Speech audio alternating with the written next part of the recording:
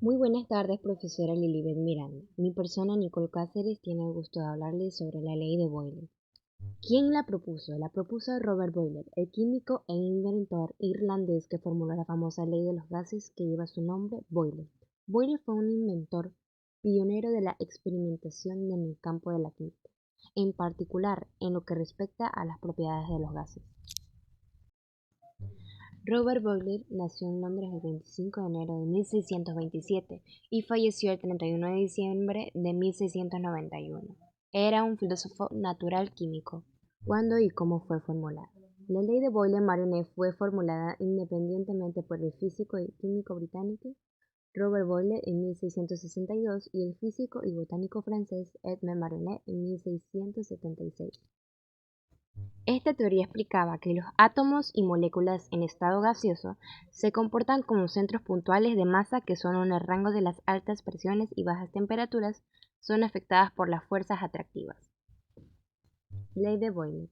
La presión ejercida por una fuerza es inversamente proporcional al volumen de una masa gaseosa, siempre y cuando sus temperaturas se mantengan constantes. Como podemos observar aquí está gráficamente cómo se da la ley de los gases en diferentes ocasiones o problemas.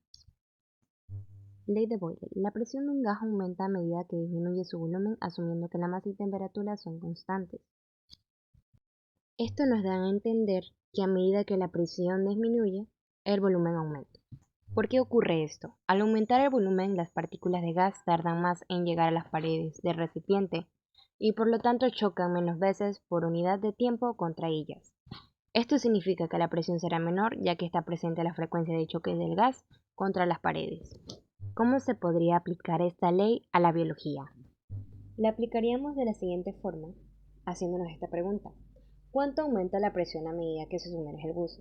Bueno, considerando que la densidad del agua del mar es ligeramente mayor, 1,0243 G centímetros 3 a 25 grados Celsius, que la del agua destilada, se deduce que la presión aumenta en una atmósfera cada 10,1 metros de profundidad, como podemos ver en la imagen, que nos da un ejemplo de cómo sería. Presión y volumen. Los gases, al ser incapaces de mantener una forma o volumen, se reparten uniformemente por todo el volumen de su contenedor, siendo la densidad de un gas muchísimo menor en la que cualquier líquido o sólido existente en diferentes gases, como podemos observar en la imagen los diferentes ejemplos.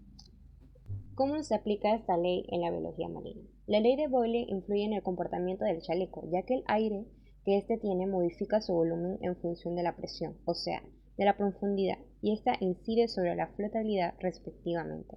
Como podemos ver en la imagen, las variaciones de la presión, el empuje, el peso, la flotabilidad y sus variaciones, como nos indican las flechas. Y hay que tomar en cuenta que en el buceo hay dos tipos de presiones, la atmosférica, que es el peso del aire sobre la superficie del agua, y la hidrostática, el peso del agua sobre la submarinista. La suma de dos presiones parciales nos da la absoluta, y es la que nos afecta cuando nos metemos bajo el agua. Experimentamos un aumento de presión cada vez mayor. Cuanta más profundidad alcancemos, aumenta la presión externa, a la que se somete el cuerpo del buceador. Y como punto final sobre la ley de Boyle, llegamos a la conclusión. Hay que tener en cuenta las leyes de los gases y su importancia que éstas tienen para desempeñar una investigación exitosa y una experiencia maravillosa, conociendo cómo funciona tanto como nuestro cuerpo como con nuestro entorno y lo que nos rodea. Podremos tener una mejor experiencia a la hora de bucear sin preocuparnos de lo que pueda pasar aplicando la ley de Boyle y siguiendo sus reglamentos.